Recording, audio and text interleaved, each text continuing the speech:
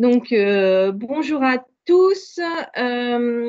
Donc, nous sommes présents ce matin en distanciel pour une matinale juridique concernant les risques industriels et l'environnement avec des nouveautés, des nouvelles dispositions légales post-Lubrizol. Dans un partenariat CCI et FIDAL. Je vais laisser la main à Monsieur Didienne pour la présentation.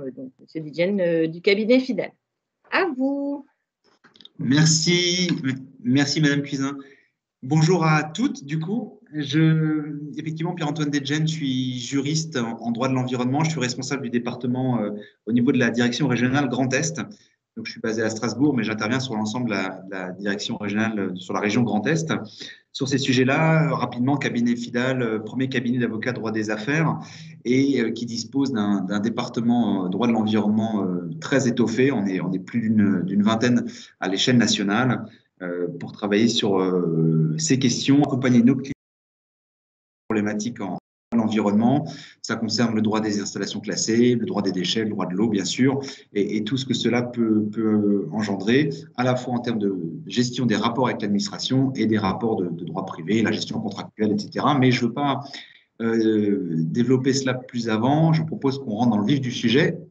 Aujourd'hui, on voulait vous faire un point. Il nous a semblé intéressant de refaire un point sur la gestion d'un incident industriel et de faire plus spécifiquement un focus sur les nouveautés post-Lubrizol. Puisque vous le savez, l'année dernière a eu lieu un grave accident en Normandie pour le site de Lubrizol qui a brûlé. Et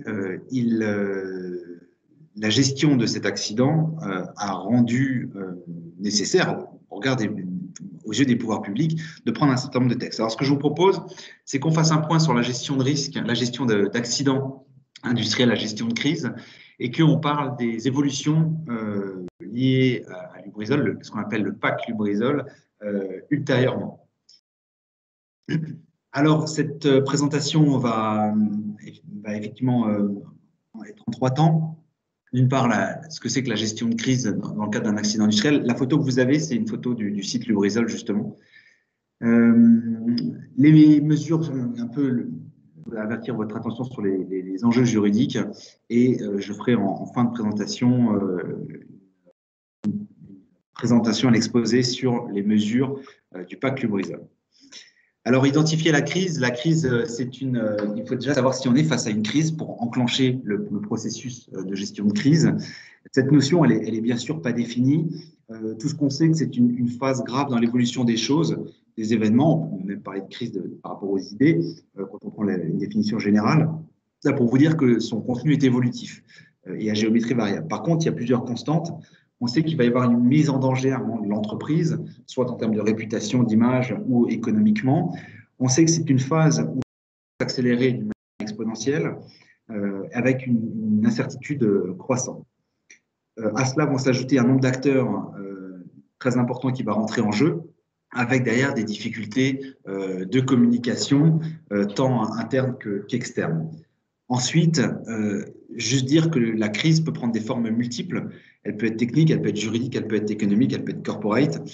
Et donc, pas forcément l'accident. Aujourd'hui, on va parler d'un accident industriel, mais qu'effectivement, elle peut prendre des formes diverses et variées. Et si on prend le parallèle entre l'environnement et le social, il peut aussi y avoir des crises liées à la gestion du personnel spécifique. Ce qu'on n'évoquera pas ce matin, mais ça peut arriver aussi.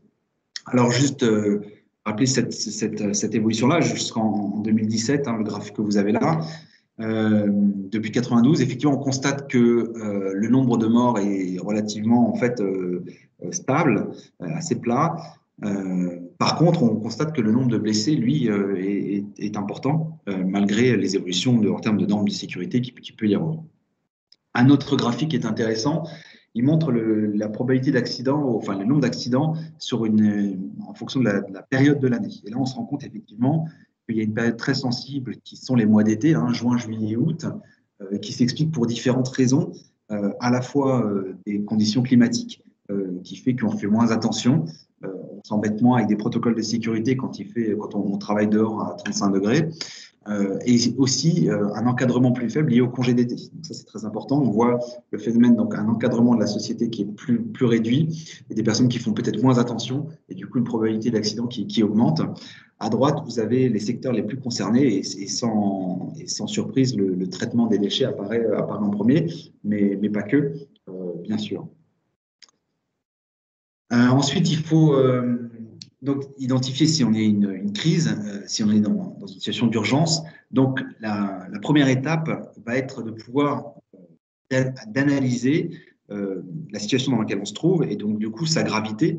La gravité va conditionner aussi l'urgence de la situation pour rapidement pouvoir identifier les parties prenantes et pouvoir la cerner. C'est-à-dire, est-ce qu'on est sur quelque chose d'extrêmement localisé, est-ce qu'on est sur quelque chose d'un peu plus large et du coup, ce qui permet d'identifier la portée des premiers impacts, c'est très important.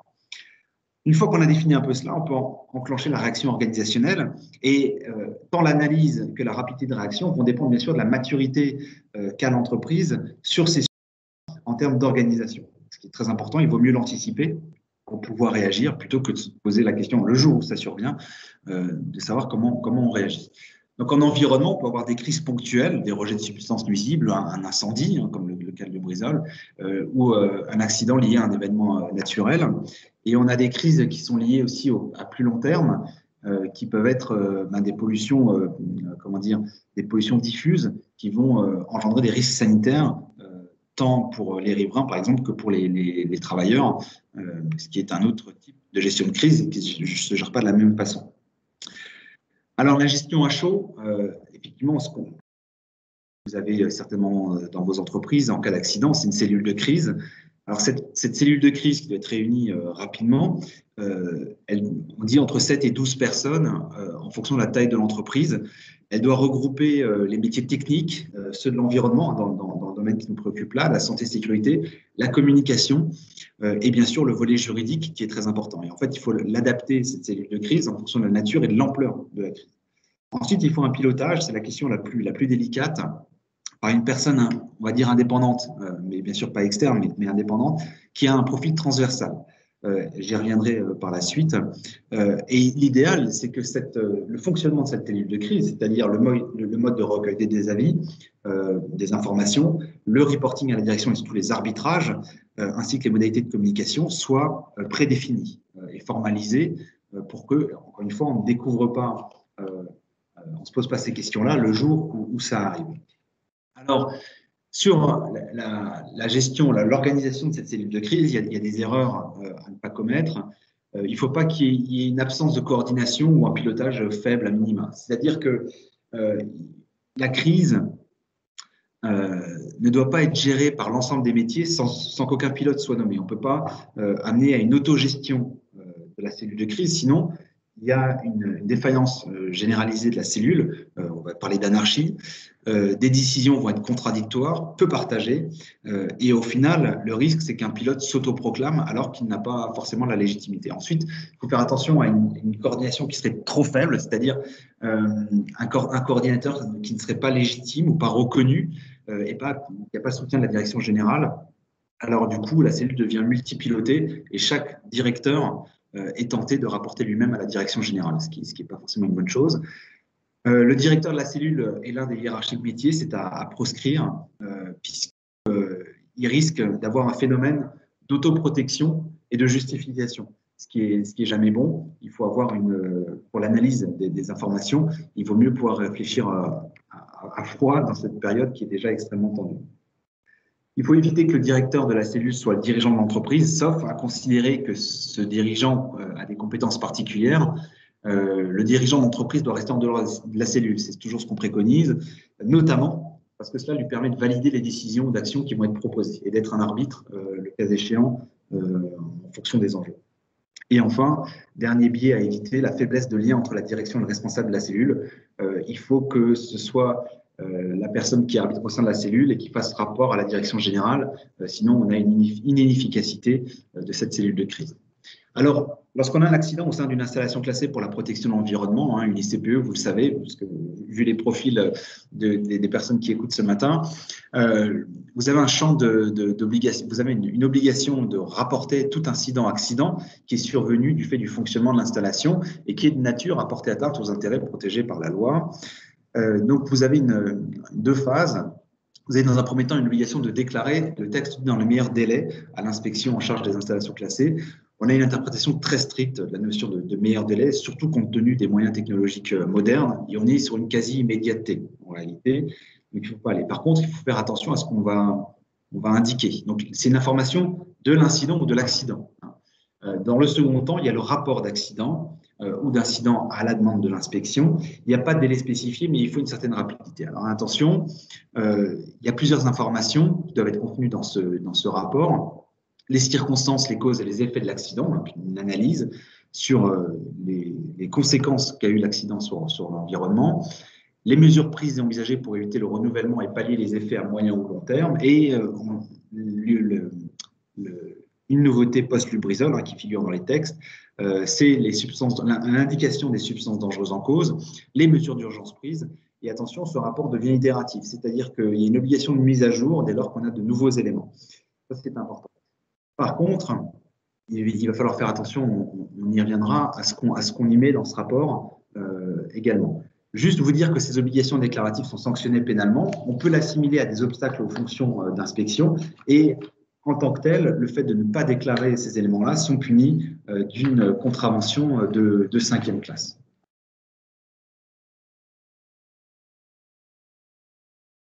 Ensuite, l'exploitant doit, sous le contrôle de l'administration, mettre en œuvre les mesures qui sont décrites dans l'étude de danger et des plans d'urgence, le cas échéant. Ces plans d'urgence, il y en a deux types, le plan d'opération interne que vous connaissez et le plan particulier d'intervention. Le plan d'opération interne, il est attaché à l'entreprise. Il y a des évolutions notables, on le verra ultérieurement dans le cadre du PAC Lubrizol, et il va définir les moyens d'organisation, les méthodes d'intervention, les moyens nécessaires à mettre en œuvre pour protéger le personnel, etc., ainsi que l'environnement. Le PPI, lui, c'est lorsque les sinistres sortent du périmètre de l'installation. Ensuite, le préfet peut prescrire des mesures particulières en cas d'accident, c'est-à-dire qu'il va ordonner la réalisation d'études, d'évaluations, il va éditer des prescriptions complémentaires afin de réparer le dysfonctionnement. Le cas échéant, pour la remise en fonctionnement de l'outil industriel, il peut ordonner le dépôt d'une nouvelle demande dès lors qu'on est sur une situation assez grave. Alors, quelques conseils pratiques. Donc, déclarer au plus vite l'événement et garder une trace de cette déclaration, puisqu'on a vu que c'était sanctionné pénalement. Par contre, ne pas transmettre à l'inspection des informations hâtives sur les causes et les conséquences de l'accident. C'est-à-dire que si on ne peut pas déterminer les causes d'un événement au moment de la rédaction de ce rapport, eh ben, il faut l'indiquer. Il faut pas indiquer une cause qui serait erronée. Par contre, il faut indiquer que vous mettez en œuvre les processus nécessaires pour déterminer les causes de l'événement, mais il ne faudrait pas avoir un rapport qui soit erroné et sur lequel on soit obligé de revenir par la suite, ce qui n'est pas forcément très, très pertinent. Ensuite, il faut demander aux témoins de l'accident de demeurer sur les lieux, autant que faire se peut. Alors, dans le cas de Lubrizol, ça a duré plusieurs jours, plusieurs semaines, donc c'était compliqué, mais c'est toujours préférable. Toujours montrer sa diligence auprès des services de police judiciaire et d'inspection des installations classées. Éviter, bien sûr, toute entrave, toute action qui pourrait être assimilée à de l'entrave à la justice. Et pour les activités non classées, grosso modo, les exigences sont identiques, même si elles ne sont pas en tant que telles expressément visées par les textes. Donc, quand survient un accident dans les premières heures, c'est constituer une équipe dédiée, informer les autorités de cet incident, de cet accident, éventuellement gérer les relations avec la presse, si jamais il y a besoin, et très important, créer un journal de bord qui va reprendre les données objectives et précises au fur et à mesure qu'elles arrivent ou qu'elles sont d'ailleurs transmises. Ensuite, dans les 24 heures, réunir le CSE, le CHSCT anciennement, au cours d'une réunion extraordinaire, éventuellement préparer les questions qui pourraient survenir et possibilité de réaliser une enquête ou de faire appel à un expert pour l'organisme. Informer l'assureur, c'est en rouge parce qu'il va falloir j'en dise 2-3 mots par la suite, et informer les sous-traitants le cas échéant en cas d'accident, notamment impliquant des personnes. Ensuite, veiller à la communication tant interne que externe de l'entreprise. Alors en interne, c'est l'importance d'avoir un discours transparent, fondé sur des éléments objectifs, à la fois avec les salariés et les représentants du personnel. C'est des situations qui sont très compliquées à gérer en interne, il ne faut pas le minimiser. Les phénomènes de mise en cause des responsabilités individuelles peuvent être tentantes et rapides, donc il faut être extrêmement prudent. À l'extérieur de l'entreprise, anticiper bien sûr la présence de la presse et se préparer à communiquer sur l'incident. Alors, vous avez la possibilité, bien sûr, de désigner un porte-parole ou faire appel à des sociétés spécialisées dès lors que, par exemple, le directeur n'est pas forcément rompu aux techniques de la communication. Cela, il faut être attentif. Alors, la presse, on peut se dire que, forcément, je prends l'exemple de Lubrizol ce matin. Évidemment, Lubrizol, c'est quelque chose qui a nécessité important dispositif de communication. Attention, des phénomènes plus locaux peuvent être aussi très, très dévastateurs, au sens où vous avez forcément un écosystème local avec une implantation d'une industrie qui peut-être n'était pas très bien perçu par les voisins. Un incident ne va pas améliorer la situation, de même avec les élus locaux. Donc, quand on dit la presse, il ne faut pas y voir forcément la presse nationale ou internationale. Je ne dis pas forcément que vous allez passer sur BFM, mais au niveau local, il peut aussi y avoir des incidences sur lesquelles il faut être vigilant. Ensuite, deuxième volet, sur les enjeux juridiques. Alors, les conséquences d'un accident, elles sont principalement économiques, mais pas que. Elles sont humaines dans certains cas, elles peuvent être sociales et environnementales. On voit que c'est la deuxième type de conséquence en termes de fréquence observée, donc c'est quand même assez intriguant. Vous dire qu'il y a deux choses, en réalité il y en a trois. Il y a la responsabilité pénale et la responsabilité civile. La responsabilité civile, c'est simplement la responsabilité pénale, pardon, c'est la mise en cause de sa responsabilité du fait d'une infraction pénale. Alors, vous dire qu'il y a des infractions spécifiques à l'environnement qui sont prévues par les textes. Et donc, on a tant des infractions spécifiques aux installations classées, le fait de ne pas avoir respecté son arrêté d'installation classée, que des atteintes au milieu, par exemple à l'eau, ou les atteintes à la faune et à la flore s'il y a des espèces protégées dans l'environnement du site. Et ensuite, il y a des incriminations générales, les atteintes involontaires à la vie ou à l'intégrité, par exemple, le risque causé à autrui, ou l'absence de combattre un sinistre sont des infractions qui sont mobilisables. Et on peut être en situation de cumul d'infractions sur les points sur lesquels il faut être vigilant. Alors, qui est responsable pénalement? Eh bien, c'est l'exploitant. C'est l'exploitant lorsqu'on est en installation classée, et généralement, ça va être la personne morale qui va être poursuivie. Alors attention, on rappelle que les montants affichés dans le cadre d'une infraction sont par exemple multipliés par 5 pour une personne physique et 10 en cas de récidive. Donc c'est des choses qui sont très importantes. Attention, toutefois, la mise en cause de la responsabilité pénale de la personne morale n'exclut jamais celle de la personne physique. Donc, soit la personne qui a commis directement les faits, soit l'auteur indirect qui a créé ou contribué à la réalisation du dommage.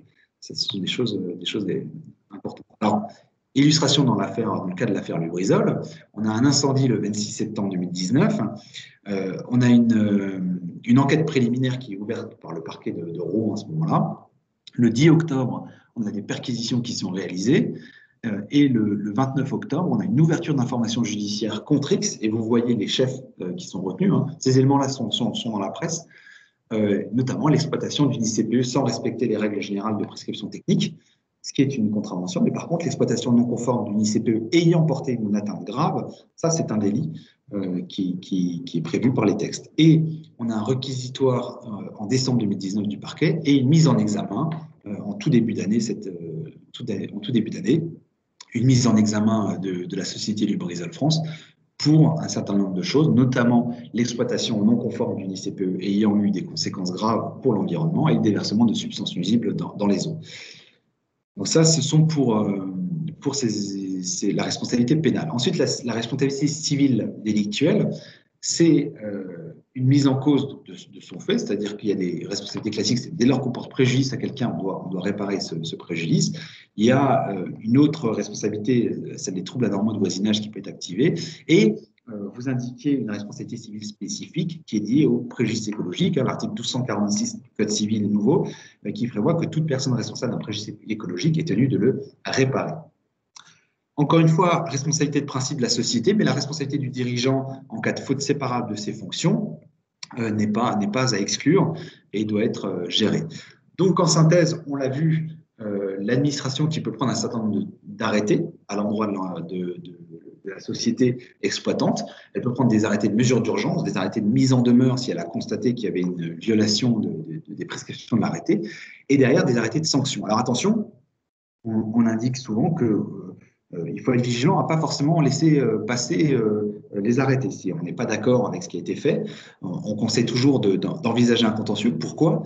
La violation d'un arrêté de mise en demeure est un délit assez grave, et comme le fait de la mise en demeure se fonde sur un non-respect d'une prescription, dès lors que cet arrêté de mise en demeure est contesté et tombe, la responsabilité pénale derrière tombe également. Et donc, c'est des choses sur lesquelles il faut être très, très vigilant.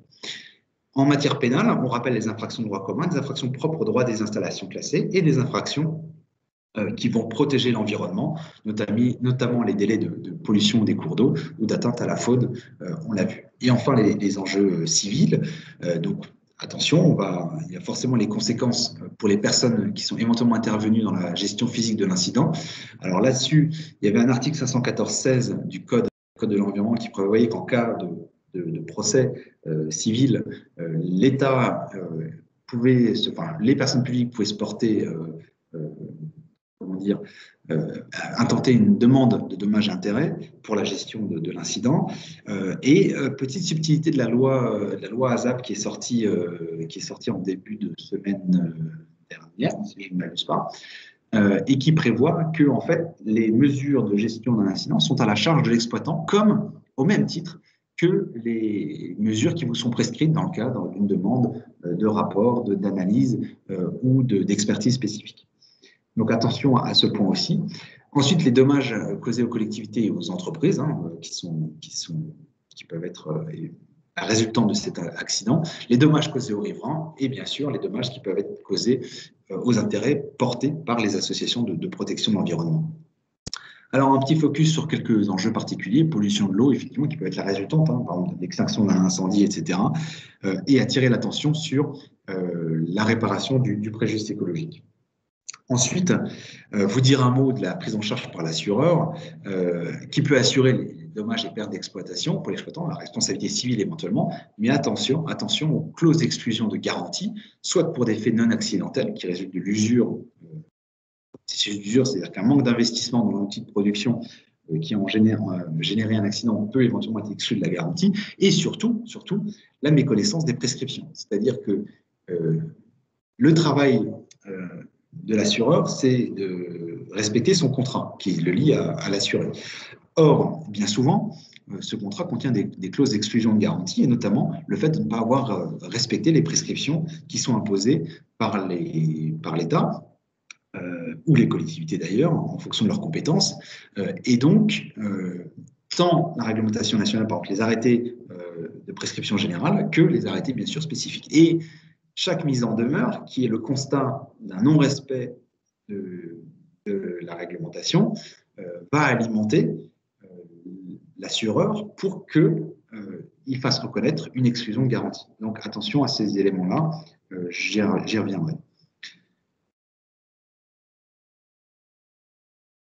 Alors, pour qu'un accident n'arrive pas, ce qu'on ne souhaite pas, effectivement, il y a le rôle de la police administrative est précisément de prévenir les risques industriels. Et là-dessus, le pacte Lubrizol, c'est une série de textes qui est survenue suite à l'accident du 26 septembre 2019, une petite photo de Lubrizol encore, est venu compléter le dispositif, encore une fois, renforcer la prévention en matière de risque. Alors, une petite analyse du site Lubrizol. Donc, la zone sinistrée est détourée en rouge, le site Lubrizol en bleu. Et en réalité, il y avait plusieurs voisins on a beaucoup parlé de Normandie Logistique, mais pas que Normandie Logistique. Un peu plus loin, on avait encore 2 entreprises. Et donc, la complexité dans ce dossier qui a fait naître éventuellement certains trous dans la réglementation. Alors, un petit rappel de l'enchaînement.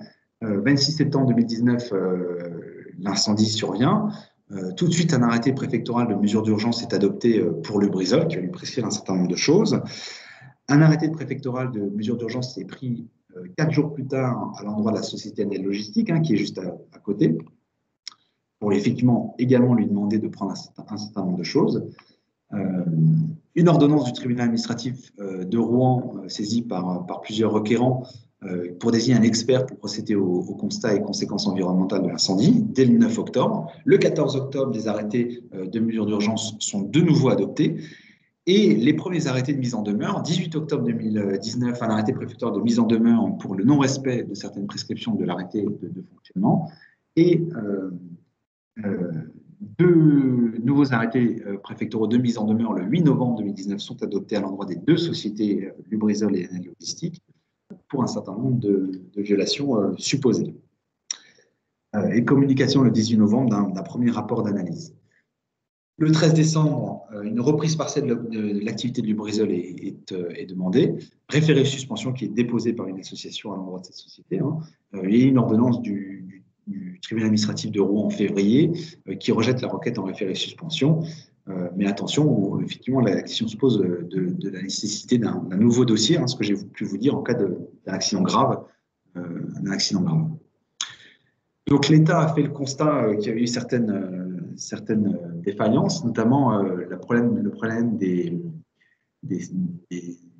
stockages de produits enflammés. En fait, le phénomène de nappe enflammée qui a empêché la progression des services de lutte contre l'incendie. La proximité entre les stockages, et y compris au niveau des stockages d'entreprises voisines qui a pu poser des difficultés le cas échéant. Des incendies qui n'étaient pas forcément analysés dans le scénario POI, une insuffisance des dispositifs de détection sur les stockages extérieurs et une interrogation sur les niveaux de sécurité des entrepôts anciens. Et enfin, des difficultés dans la gestion de crise, un problème d'accès à l'état des connaissances de matières stockées. Vous avez tous un souvenir effectivement de cette liste des matières stockées qui n'arrivaient pas à être fournies par l'exploitant intenté, et l'information sur les polluants susceptibles d'être émis, qui est la deuxième grosse conclusion défaillance qui a pu être analysée, c'est-à-dire qu'on ne savait pas très bien ce qui avait été émis dans l'environnement, et donc c'est un des apports de cette nouvelle réglementation. Donc, le 2 octobre 2019, les services de l'État adressent une instruction au préfet concernant les sites Seveso, pour les appeler à une certaine vigilance. Un plan d'accompagnement en matière de gestion des risques industriels est présenté en février. Février à mai, les 2 assemblées ont mené des missions d'enquête sur l'accident de Lubrizol, et en septembre 2020, publication du PAC, ce qu'on appelle le PAC Lubrizol, qui a plusieurs volets. Un volet Seveso, un volet stock des matières stockées, un volet liquides inflammables et un volet propre aux entrepôts. Donc, le PAC Lubrizol, ce sont 2 décrets et 5 arrêtés. Alors, je vais vous présenter la substantifique moelle ce matin. Après, ils sont extrêmement denses et effectivement, il faudra voir dans le cas si vous avez éventuellement des questions, dans quelle mesure on peut y répondre là. Sinon, effectivement, il faut vous rapprocher de vos conseils habituels pour vous accompagner sur ces mises aux normes qui vont être rendues nécessaires. Le plan d'action du gouvernement, il est en 3 axes. C'est amélioration de l'information en cas d'incident industriel, renforcement de la prévention des risques et d'éviter les effets dominos, et le renforcement des moyens de contrôle et d'enquête. On y reviendra. Donc, sur le premier axe, la réglementation, j'aborde là vraiment le PAC Lubrizol avec le volet établissement Seveso pour commencer. Donc, les nouveautés au niveau du plan d'opération interne, c'est que le POI devient obligatoire à partir du 1er janvier 2023 pour les Seveso seuil bas, avec une fréquence minimale de 3 ans. Et de même, sur la même fréquence, pour les ICPE soumises à autorisation, soumises à POI particulier par arrêté préfectoral. Ensuite, pour les Seveso seuil haut, la fréquence minimale d'exercice passe à tous les ans dorénavant, Donc ça, c'est une évolution importante. Et les ICPE autorisées soumises à POI, pareil, la fréquence est alignée sur celle des seuils bas. Le POI, dorénavant, précise les moyens prévenus pour mener en cas d'accident les premiers prélèvements. En réalité, l'État a souhaité une extension j'allais dire, la garantie de l'exploitant à l'installation d'usine. En fait, il va avoir un rôle beaucoup plus important dans l'après-crise, comme on va le voir. Donc, les premiers prélèvements y aller dans l'environnement, par du personnel compétent ou des organismes habilités dans des délais adéquats. Ça sera obligatoire à partir du 1er janvier 2023. Et les moyens prévus par l'exploitant pour la remise en état et le nettoyage de l'environnement après accident majeur. Ça, c'est une nouveauté également. Encore une fois, cette extension de la responsabilité de l'exploitant en post-accident est important à faire peser sur l'exploitant, par contre. Attention, l'exploitant doit pourvoir à la formation du personnel sur les conduites à tenir en cas d'accident, pour les personnels de l'entreprise, mais également pour les entreprises extérieures qui interviennent sur le site. Et une petite modification des rubriques 43, 47, 44 qui sont prévues dans le décret directement sur le volet Céveso. Ensuite, on l'a dit, il y a eu un grand besoin de recensement des substances dangereuses. Donc, il va falloir recenser ces substances dangereuses présentes sur le site dans un délai raisonnable ou dans un délai d'1 an. Dans un délai raisonnable, avant la mise en service d'un nouvel établissement Céveso ou avant la réalisation de modifications qui vont être importantes, passage en statut Céveso, passage de seuil bas à seuil haut, et même lorsqu'on passe du seuil haut au seuil bas dans l'autre sens. Et avant la réalisation de modifications qui vont avoir des conséquences importantes sur le plan des dangers. Là-dessus, il y a quand même une certaine forme d'appréciation qui va être laissée à l'administration. Il va falloir être vigilant le cas échéant s'il y a un désaccord entre l'exploitant et l'administration. Le résultat du recensement des substances dangereuses est bien sûr communiqué par le préfet à toute personne qui en fait la demande. Attention, là-dessus aussi, mais effectivement, c'est ce qui a fait défaut dans l'accident de Lubrizol. On n'a pas réussi à communiquer suffisamment rapidement sur ces éléments-là. La politique de prévention d'accidents majeurs doit être réexaminée un peu dans les mêmes modalités que ce qui vient d'être exposé. Fait nouveau, si les risques ou les conséquences d'un accident majeur peuvent être accrues du fait de la situation géographique et de la proximité avec un établissement Céveso, avec un autre établissement Céveso, il y a une obligation d'échanger des informations adéquates pour permettre la prise en compte de la nature d'autres risques, le cas échéant, et une obligation de coopération entre les exploitants pour l'information du public et des sites voisins et pour la communication au préfet des informations nécessaires à la préparation du plan particulier d'intervention. Et oui, le PPI qui s'intéresse de la gestion des secours lorsque un accident d'installation va concerner le préfet et donc lui a besoin d'une information très claire sur ce qui peut se passer. Un programme d'inspection, alors l'objectif du programme d'inspection est redéfini, un examen des systèmes techniques d'organisation de gestion pour assurer il faut s'assurer que les mesures sont appropriées et fonctionnelles, pour prévenir les accidents et que les moyens sont opérationnels pour limiter les conséquences sur site et hors site en cas d'accident. Les données et les informations de l'étude de danger doivent être fidèles à la réalité et le préfet doit disposer de l'ensemble des informations obligatoires. Ça va être l'objectif de ces inspections.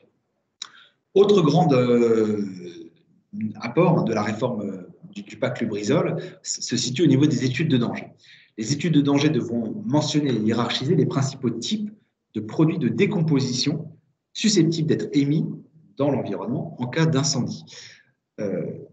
Il va falloir les hiérarchiser en fonction de leur toxicité et de leur quantité. Il y aura un guide INERIS qui va être publié prochainement, qu'on attend, pour préciser notamment ce qu'est un type de produit de décomposition.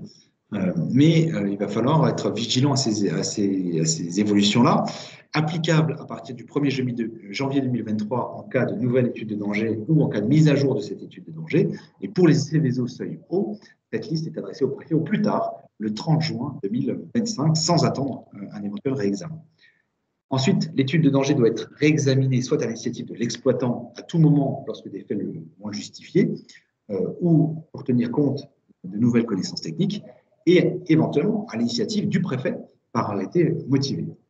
Alors, lors du réexamen quinquennal de l'étude de danger, apport aussi de cette réforme, l'exploitant doit recenser et hiérarchiser les technologies éprouvées et adaptées à un coût économiquement acceptable qui permettent d'améliorer de façon significative la maîtrise des risques. Et il doit se prononcer sur celle qu'il retient, le cas échéant, et dans quel délai il compte les mettre en œuvre. Ça, c'est très important. Et également la prise en compte du voisinage, c'est-à-dire que si le préfet dispose d'informations complémentaires, il doit les communiquer par rapport à l'environnement du site, il doit les mettre à disposition de l'exploitant en charge de l'étude de danger, et l'exploitant doit, en réponse, en miroir, tenir compte de ces informations pour la complétude de son étude d'impact et la mise à jour des facteurs susceptibles d'être à l'origine ou d'accroître les conséquences d'un accident pour prévenir notamment les conséquences d'un effet domino. Ça, c'est un des apports, un des enseignements de l'incident du brisol. Ensuite, un gros volet sur l'information et la consultation du public, avec une mise à disposition du public en permanence par voie électronique des informations sur l'établissement et la fiche d'information au public pour les Céveso seuil haut, obligation de communiquer au public sur demande du recensement des substances dangereuses et de l'étude de danger. On le rappelle, c'est déjà le cas, mais on le rappelle. Et nouveauté, il pouvait déjà avant, mais c'est écrit noir sur blanc, l'inspection des installations classées peut accéder au rapport d'audit formalisé par les assureurs. C'est-à-dire que bien souvent, vos assureurs mandatent des audits réguliers pour apprécier le risque et réajuster éventuellement vos garanties. Ces rapports sont désormais à la disposition de l'inspection. Ensuite, un petit zoom sur les modifications. Vous savez, ce slogan entre modifications notables et substantielles. Le texte vient nous dire que ce sont des modifications substantielles, les modifications à conséquences importantes sur les dangers d'accidents majeurs. On n'apprend pas grand-chose, mais surtout, le passage du seuil bas au seuil haut constitue une modification substantielle qui doit être traitée comme telle dans le cadre des procédures environnementales que vous connaissez. Ensuite, pour des modifications notables, toute augmentation ou diminution significative de la quantité, toute modification significative de la nature ou de la forme physique des substances dangereuses qui vont être présentes ou des procédés de fabrication. C'est important aussi. Le passage du seuil haut au seuil bas sont des modifications notables qui vont être soumises à consultation, par contre, par voie électronique. C'est un dispositif spécifique. Pour les Céveso seuil bas, en cas de changement d'exploitant, information préalable obligatoire du préfet et possibilité du préfet de s'y opposer. Donc, en fait, on est plutôt sur un système d'autorisation qui ne dirait pas son nom. L'information préalable obligatoire du préfet pour tout changement affectant le nom, l'identité, le nom, la raison sociale, le siège de la société exploitante doit être transmis sans délai. Deuxième volet du PAC Lubrizol, le volet état des matières stockées, applicable à toutes les installations classées soumises à autorisation à partir du 1er janvier 2021. L'exploitant doit tenir à jour un état des matières stockées, y compris les matières combustibles non dangereuses ou ne relevant pas d'un classement au titre de la nomenclature des ICP. L'exploitant dispose, avant réception des matières, des fiches de données de sécurité, c'est très important pour les matières dangereuses, prévues dans le Code du travail lorsqu'elles existent, ou tout autre document équivalent. D'accord? Donc ça, il faut faire l'état des matières stockées, un état qui est tenu à jour et qui recense l'ensemble des matières présentes sur le site un temps. Dispositions spécifiques pour les Céveso, les installations de tri, transit de déchets et stockage de liquides inflammables. À partir du 1er janvier 2022, il faut détailler zone par zone l'ensemble des matières dangereuses stockées, les propriétés de danger qui sont regroupées par famille et mention Céveso. Il faut détailler zone par zone les quantités et types de produits hors matière dangereuse selon une typologie adaptée, et être tenu à jour quotidiennement, le cas échéant sur la base d'outils informatiques et recalé au moins annuellement par un inventaire physique. Chaque année, il faut que l'inventaire physique corresponde exactement à l'inventaire informatique qui figure dans votre base de données. Et cet état des matières stockées doit comprendre un état synthétique lisible par le public qui puisse être diffusé très rapidement en cas d'événement dommageable. Troisième volet, qui est le volet des liquides inflammables et combustibles, avec deux arrêtés, l'un relatif au stockage en récipient mobile de liquides inflammables et le second relatif aux récipients aériens, aux réservoirs fixes aériens. Donc, on a séparé les deux. Alors, le champ d'application, les liquides concernés, ce sont les installations classées soumises à autorisation, des rubriques, vous les avez toutes là. Plus sur les substances inflammables concernent les substances classées H224, 225, 226 et les déchets de liquides inflammables HP3 qui dépassent 1000 tonnes au total ou 100 tonnes en combustible, en contenant fusible. L'exploitant, attention, il doit se faire connaître s'il est concerné, il doit se faire connaître du préfet au plus tard le 1er janvier 2022. On a une année là pour préparer cette déclaration. Au niveau des modifications, renforcement des prescriptions qui vont être relatives aux conditions d'implantation. Alors, le texte est très dense, on ne va pas détailler ici, mais sachez qu'effectivement, les modifications touchent les prescriptions liées aux conditions d'implantation des stockages en récipient mobile, les stockages extérieurs, des capacités de rétention, notamment la capacité de rétention déportée est précisée, moyens de détection, de surveillance et de lutte contre l'incendie, et un exercice incendie qui est imposé tous les ans pour les installations qui sont concernées. Donc, les installations nouvelles à compter du 1er janvier 2021, les installations existantes, il y a un processus de mise aux normes progressif, comme on en a l'habitude, à partir du 1er janvier 2023 ou deux autres délais, 2026-2031, certaines dispositions touchent aux gros œuvres et donc nécessitent un certain nombre de ménagement de la réglementation pour pouvoir avoir le temps de s'adapter. Dernier volet, le volet entrepôt, qui est un volet très important puisque ça concerne la rubrique 15-10. Donc, dorénavant, le classement s'effectue au niveau de l'entrepôt dans son ensemble pour éviter les doubles classements et aussi éviter les phénomènes de saucissonnage et de compartimentage en fonction de différents régimes administratifs, ce qui peut être préjudiciable. Donc, en parallèle, il y a une élévation des seuils d'autorisation. On passe à 900 000 m3 ou 40 000 m² au sol hors zone urbanisée, au profit du régime, on bascule en enregistrement en dessous. Donc, suppression du régime d'autorisation pour les rubriques 15-11, 15-30, 26-62, 26-63 et extension de la procédure d'enregistrement aux rubriques 15-10, 15-11 et celle que j'ai mentionnée précédemment. Ensuite, au niveau de l'évaluation environnementale systématique, là aussi, il y aura évaluation environnementale systématique que pour les projets de plus de 40 000 m² d'emprise au sol dans un espace non artificialisé. Ça, c'est important. Sinon, pour tous les installations qui sortent, en fait, on reste au cas par cas. Alors, au niveau de la sécurité et des prescriptions techniques, pour tous les entrepôts, un plan de défense incendie obligatoire, quel que soit leur régime administratif, et ça va être applicable à partir du 1er au 31 décembre 2023. Application des dispositions relatives à l'interdiction des récipients mobiles susceptibles de fondre, donc les contenants fusibles pour stocker des liquides inflammables. On a une là-dessus. Dès 2023, les stockages de liquides extrêmement inflammables à contenants fusibles pour les mentions H224 sont interdits dès 30 litres. En 2026, en stockage couvert, interdiction pour les H225, dès 30 litres pour les non miscibles et dès 230 litres pour les miscibles à l'eau. Donc là-dessus, voilà un exemple de l'interdiction progressive.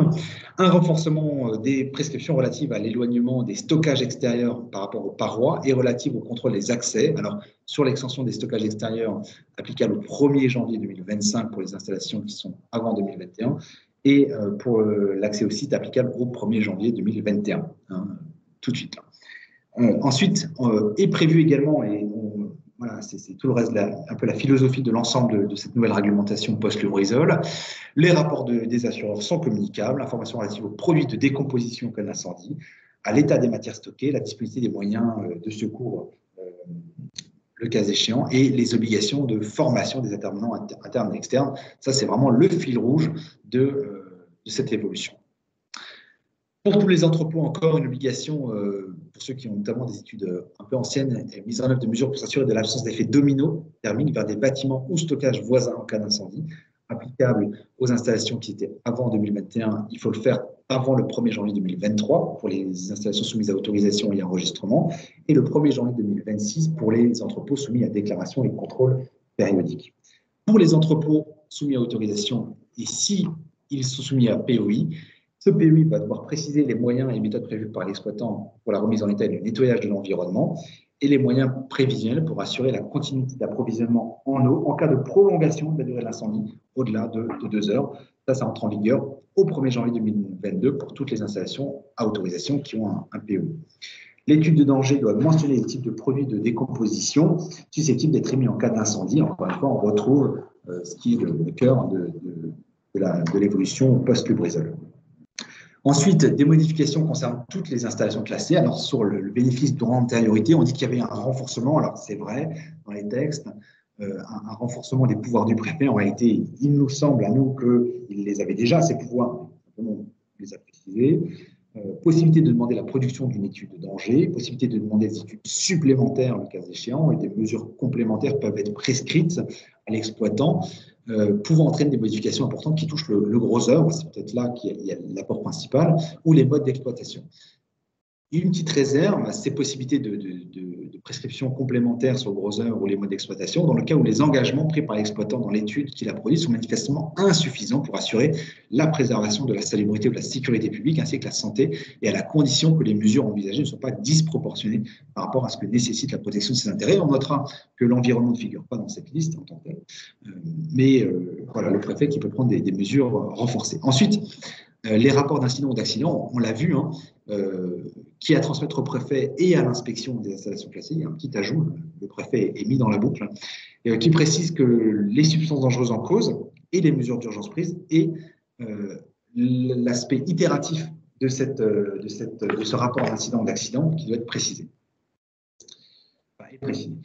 Le deuxième axe de la politique du gouvernement, c'était éviter les effets dominos, donc la propagation au site voisin. Donc une inspection systématique, ça, ce sont les consignes qui sont données à l'inspection des installations classées. Inspection systématique de l'ensemble des installations classées dans un rayon de 100 mètres autour des sites Céveso. Ça va faire partie de la feuille de route de l'inspection sur les prochains mois, et en particulier sur les établissements soumis au régime de la déclaration et ceux qui ont fait l'objet d'un droit d'antériorité. Alors là-dessus, attention, c'est effectivement sur les situations les plus critiques. Ensuite, un troisième axe qui était de renforcer les moyens de contrôle et d'enquête. Et là, l'arrêté du 9 décembre qui a été publié hier au journal officiel, qui a création d'un bureau d'enquête et d'accident, le BEARI, pour risque industriel, le bureau indépendant qui sera chargé de faire la lumière sur les causes d'un accident industriel et communiquer le cas échéant. Alors là-dessus, c'est sous la direction d'un personnel issus du Conseil général de l'environnement et du développement durable. On rappelle que les membres de cette cellule, de ce BEA, sont habilités police de l'environnement, donc ils auront tous les moyens nécessaires pour faire leur travail. L'objectif du ministère, c'est d'augmenter de 50% le nombre des inspections sur le terrain. Alors attention, effectivement, du coup, c'est aussi pour ça qu'il y a un allègement de certaines procédures administratives pour leur libérer du temps et pour pouvoir renforcer les dispositifs d'inspection. Donc, en conclusion, restez vigilant lorsqu'on est exploitant soit d'un site ICVO, soit d'un site ICPO à proximité d'un site ICPO, qu'on stocke des liquides inflammables ou qu'on a un centre de tri de transit de déchets, puisqu'on est touché par ces évolutions-là. On a un entrepôt aussi en 15-10. Se tenir à jour de ces évolutions réglementaires, rapprochez-vous de vos conseils. Analysez-en les impacts pour votre activité en termes d'investissements qui vont être rendus nécessaires et préparer bien sûr les visites d'inspection et anticiper éventuellement les suites juridiques et contentieuses. Donc l'idée de la prévention de la prochaine crise, qui est la vocation des outils de la prévention en environnement, effectivement, on peut conseiller de connaître et maîtriser son environnement réglementaire et physique, c'est-à-dire connaître ce qui vous entoure en termes d'établissement éventuellement à risque, soit que vous pourriez causer un risque, un sur-risque, s'il y a un incident survenu sur votre site, ou que vous soyez sous la menace d'un risque voisin. Donc, vous maintenir à jour sur ces évolutions-là. Et effectivement, on le disait, la mise en place d'une organisation pour anticiper et réagir, surtout. Donc, les plans de secours, les réflexions autour d'une cellule de crise à organiser, à préparer et sur les mesures à prendre. Peut-être avoir une réflexion sur la formation du dirigeant en cas de réaction, pour le former à la réaction à tenir face à une mise en cause de son éventuelle responsabilité pénale, et ce qui peut engager une réflexion sur l'instauration de délégation de pouvoir du chef d'entreprise, ce qu'on peut connaître en environnement. Alors effectivement, au niveau de la crise, pensez à ces obligations déclaratives, déclaration d'accident, d'incident et le rapport d'incident-d'accident qu'on a vu, des déclarations spécifiques en cas de pollution de l'eau ou de dommages à l'environnement, la mise en œuvre des mesures d'urgence, POI, PPI, on l'a vu, mais également PCS, Plan communal de sauvegarde, et SGS, Système de gestion de la sécurité, qui vous est propre. Les mesures d'urgence qui peuvent être prises par le préfet derrière, spécifiques à chaque accident, doivent être bien maîtrisées. Les enjeux, c'est effectivement éviter toute méprise ou tout présupposé négatif sur les causes de l'incident. Il faut y aller sûrement, mais progressivement, et avoir des données fiables, comprendre les risques en termes de mise en cause de la responsabilité de la société et de ses dirigeants à chaque étape. On y reviendra ultérieurement, juste en synthèse. Les relations avec les autorités de police et les inspections et les inspecteurs de l'environnement. Le réflexe de l'inspection des installations, c'est bien sûr de trouver la cause de l'incident et de le rattacher éventuellement au non-respect d'une prescription de fonctionnement. Il y a une espèce de mécanisme d'autodéfense. Donc attention au rapport d'incident et de contrôle. Et les conséquences à court, moyen et long terme, on le rappelle, les sanctions administratives, pénales et civiles. Donc, nos conseils, c'est déclarer au plus vite l'événement, en garder une preuve, ne pas transmettre à l'inspection des informations trop hâtives qui n'auraient pas été vérifiées. Si on ne peut pas en déterminer la cause, on le précise. Ne jamais laisser une demande de l'administration sans réponse, ça c'est très important. Il faut se défendre et argumenter chaque position, chaque action qui est menée. Et montrer ses diligences auprès des services de police pour ne pas risquer de tomber sous le coup du délit d'entrave. Ensuite, gérer sa relation avec les médias, on l'a dit, ça va être important. Et ça, on l'a aussi évoqué. Alors, juste pour finir, donc il y a 2 temps. Il y a la phase d'urgence, qui est une phase de crise, qui est une phase chaotique et qui est difficilement gérable. Et ensuite, on aura une phase un peu plus calme, sur laquelle il faut renouer des liens. Voilà, les choses vont être très tendues en phase d'urgence, elles peuvent l'être un peu moins lorsque ce sera plus calme. Il faut que la direction pense rapidement à mettre en place ce qu'on appelle une legal team, une équipe juridique pluridisciplinaire, et une équipe avec ses compétences techniques propres. Ces compétences techniques propres, pourquoi ? Parce que l'assureur, il peut vous proposer, par exemple, de vous mettre à disposition un expert technique, c'est-à-dire un bureau d'études pour les analyses, sur l'environnement, pour les relevés, etc. On vous conseille d'avoir une compétence propre, puisque l'assureur, lui, il va engager des fonds, mais il va faire respecter le contrat d'assurance. Et lui, il a des intérêts propres qui sont liés à ce contrat d'assurance. Donc, qui ne sont pas forcément les intérêts de l'entreprise, et il faut être vigilant. Donc, une analyse du contrat d'assurance est toujours intéressante à faire. Ensuite, soigner sa communication, c'est très important en interne, en externe, et vis-à-vis de la presse. Et à long terme, retisser les liens de confiance avec l'administration et le voisinage, c'est très important. Donc, ne jamais attendre qu'il y ait un accident pour avoir ce travail à destination de l'environnement au sens large, c'est-à-dire avec les riverains. Les démarches de type de concertation, pour nous, sont très importantes. Ensuite, effectivement, veiller à avoir une communication avec vos conseils juridiques habituels. Pourquoi ? Parce qu'on a aussi le filtre d'éclairage, c'est-à-dire le contrôle des documents qui sont transmis à l'administration et le contrôle de leur pertinence. Et je vous ai dit, il y a ce journal de bord qui a à tenir, c'est très important. Contrôler les informations qui sont demandées et qui fait quoi ? On a des situations, on a des retours d'expérience, de situations où sur le site, on ne savait plus qui était là, pour quelle raison. Et le chef d'entreprise, vous lui dites, c'est quelqu'un de la DDT, c'est quelqu'un de l'Adréal, il ne connaît pas forcément tout ça. Et effectivement, il faut avoir ce rôle-là. Et le rôle de contrôle des experts et des bureaux d'études, il faut avoir la bonne information, il faut pouvoir s'opposer, le cas échéant, à des demandes ou à des exigences.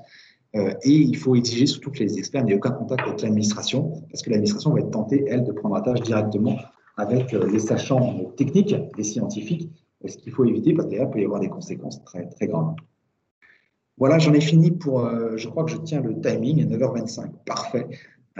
J'ai 5 minutes d'avance pour prendre vos questions le cas échéant, puisqu'on s'était dit que le webinaire, c'est jamais très, très satisfaisant pour ça, mais qu'on voulait quand même laisser une place à une interactivité.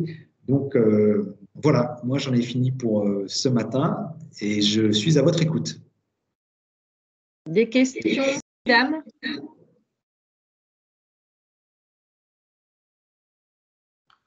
Oui, excusez-moi, donc Karine Maire. Donc nous sommes situés à proximité d'un site Céveso classé seuil haut. Et dans le cadre de l'événement Lubrizol, nous venons d'être contrôlés par l'Adréal pour vérifier nos installations. C'est ça. Et donc nous venons d'être mis en mise en demeure avec 3 non-conformités relevées. dont l'absence de détecteur de fumée, qui est la plus grosse non-conformité. Donc, les autres non-conformités sont sur une déclaration administrative qui est à mettre à jour, car les rubriques ICPE ont évolué depuis notre déclaration, et puis il faut actualiser nos plans également. Donc, par rapport à ça, on a une mise en demeure de faire part de nos observations déjà sous 15 jours, et puis également d'apporter des actions correctives sous un mois, en tout cas un plan d'action.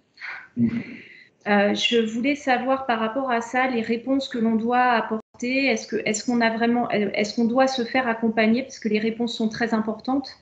Est-ce qu'il est important de se faire conseiller, par exemple, par la FIDAL pour apporter des réponses à l'administration? Je ne vais pas vous dire non, Madame Maire. Parce que moi, je vais vous répondre, Madame Maire, en tant que conseillère au sein de la Chambre depuis plus de 3 ans.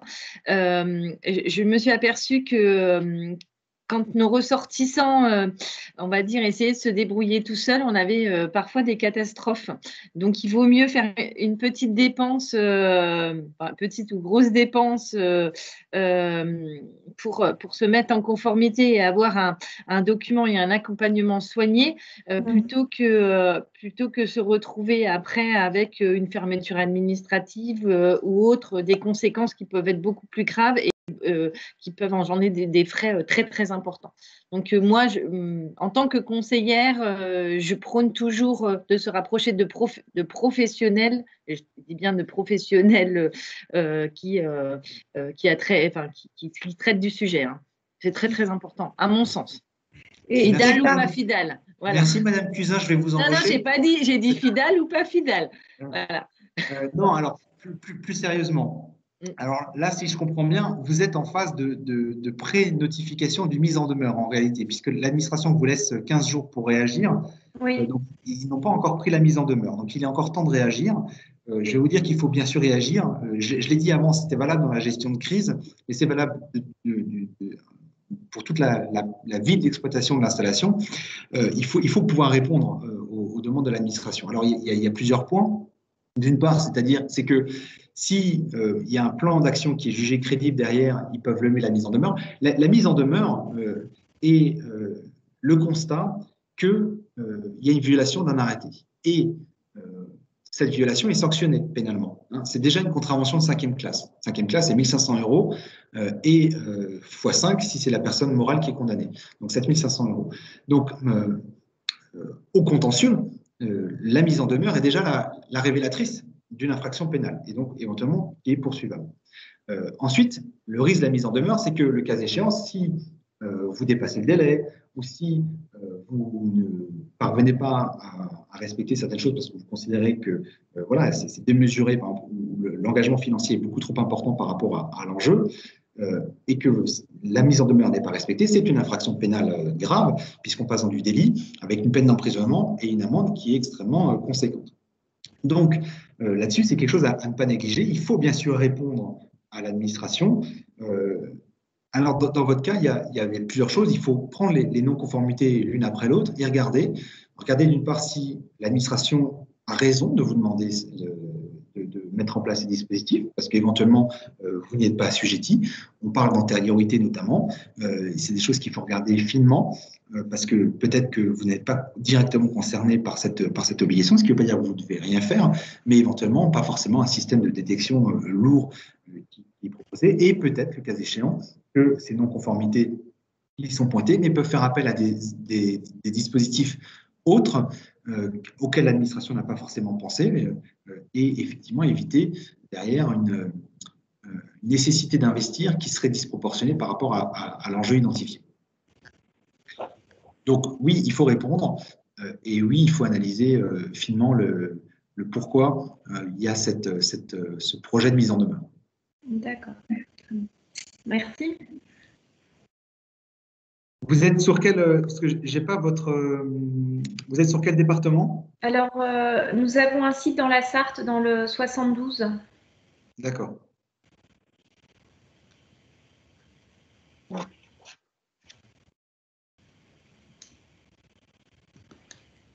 Je suis à votre disposition, hein, si vous aurez mes coordonnées derrière, n'hésitez pas. Oui, merci. Est-ce qu'il y a d'autres questions?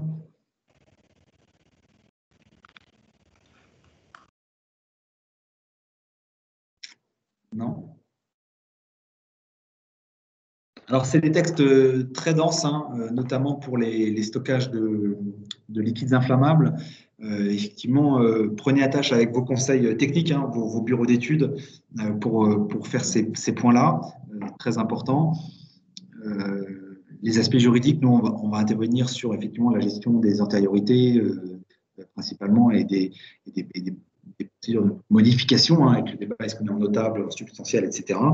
Mais effectivement, là, il y a une phase de mise à jour technique. Vous avez vu, il y a non seulement des prescriptions techniques qui sont quand même renforcées et différents délais qui sont différents en fonction des matières. Donc, cette gestion des différents délais est aussi à anticiper.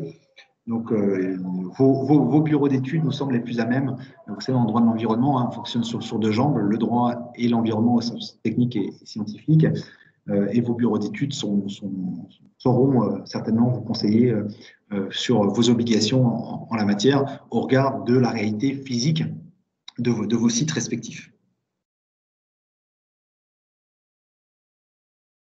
D'autres questions? Oui? Ah.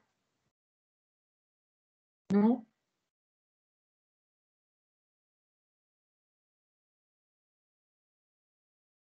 Bon.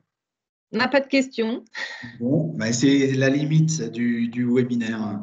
Oui, on aurait préféré le faire en présentiel. Peut-être qu'on la rejouera l'année prochaine dans d'autres conditions. C'est quand même très, très agréable. Avec plaisir. Voilà.